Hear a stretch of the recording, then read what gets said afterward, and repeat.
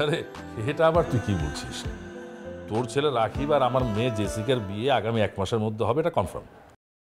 বুঝিস না কেন, আমার সামনে নির্বাচনী ব্যস্ততা আছে, এর আগে আমি কাজটা সেরে ফেলতে চাই। আচ্ছা তুই একটা কাজ কর না, এখন তো সুইডেনে অনেক শীত, তুই বাংলাদেশে চলে আয়, এখানকার ওয়েদার অনেক কমফোর্টেবল ফিল করবি। চলে আয় না। বাবাই। আচ্ছা বন্ধু, আমি তোকে পরে ফোন দিচ্ছি। কি রে মামনি, কি খবর?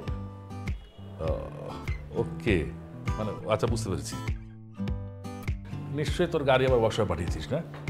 তো ওয়ার্কশপের ছেলেকে বাসানো দরকার ছিল কি, ম্যানেজারকে ফোন করতে বিল পাঠিয়ে দিত। ম্যানেজার দেখো বিল কত হয়েছে, দিয়ে দাও। পাপাই অনেক, আই লাভ হিম।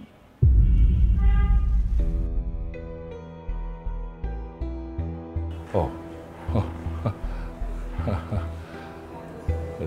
বসো প্লিজ প্লিজ বসো।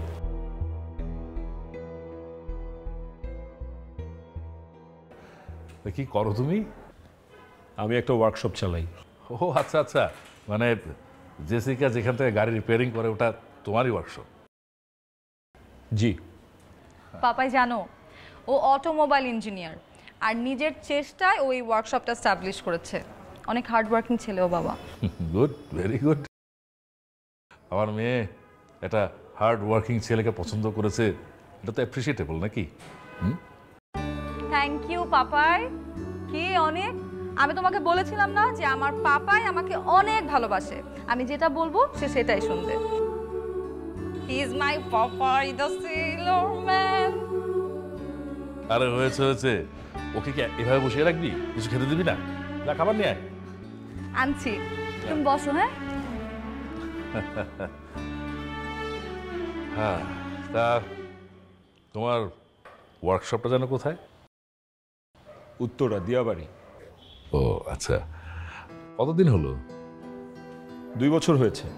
আচ্ছা আচ্ছা, মানে ওয়ার্কশপে টোটাল ইনভেস্টমেন্ট কত? এখন পর্যন্ত অলমোস্ট 1 কোটি। আচ্ছা আচ্ছা, 1 কোটি। ইয়ারলি টার্নওভার কেমন? 30-40 লাখ। বাহ, তাহলে তো ভালোই, তুমি তো বেশ সচ্ছল। জি আঙ্কেল। আঙ্কেল? হ্যাঁ আঙ্কেল। Manager sir. আমাদের কোম্পানির ইয়ারলি টার্নওভার কত? স্যার 5,000 কোটি টাকার মতো। আর আমাদের এই বাড়িটার দাম আনুমানিক কত হবে? স্যার আনুমানিক 25 কোটি টাকা তো হবে।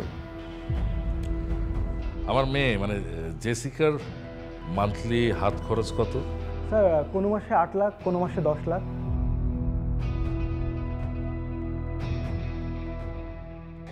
আরে তাহলে তো প্রবলেম হয়ে গেল। আমার মানে আমার মেয়ের এত টাকা হাত খরচে ছেলে এফোর্ড করবে কিভাবে?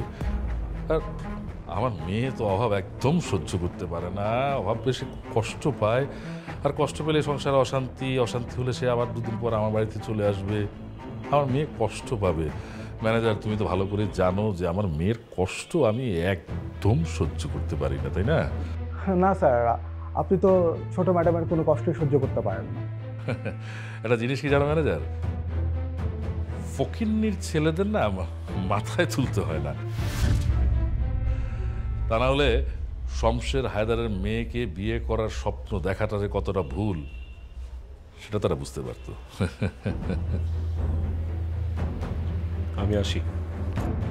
যাও, তবে একটা কথা মনে রেখো, এ যাওয়াই যেন শেষ যাওয়া হয়, কারণ আমি চাই না যে তোমার ছায়াও কোনোদিন আমার মেয়ের উপর এসে পড়ুক। কথাটা মনে রেখো।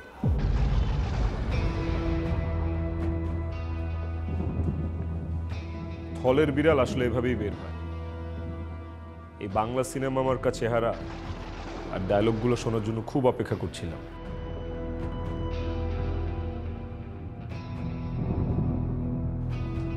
এখানে আমি নিজের ইচ্ছায় আসি, আপনার মেয়ে আমাকে জোর করে নিয়ে এসেছে।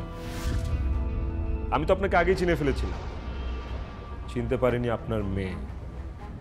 আপনার মেয়ের কাছে তো আপনি অনেক বড় hero, Popeye the sailor man. Sad but true, আপনি একজন টোটাল 0%। এই ব্যর্থতাও আপনার। আপনি যাকে ফকিন্নির ছেলে বলছেন, আপনার মেয়ে তার জন্য পাগল। আপনার মেয়ে তাকে ভালোবাসে, অন্ধের মতো ভালোবাসে। 6000 mAh battery, one and only Power Master, Next G N73. আপনি শুধু জেসিকার বাবা দেখে আপনাকে সম্মান দিয়ে কথা বলছি, না হয় এতটা ভদ্রও আমি না। আপনি যদি ভেবে থাকেন আপনাকে ভয় পেয়ে, আপনার কাছ থেকে থ্রেটগুলো পেয়ে আমি জেসিকার জীবন থেকে সরে দাঁড়াবো, তাহলে ভুল করছি। একমাত্র খোদা না চাইলে জেসিকার লাইফ থেকে আমাকে কেউ সরাতে পারবে না। আসি।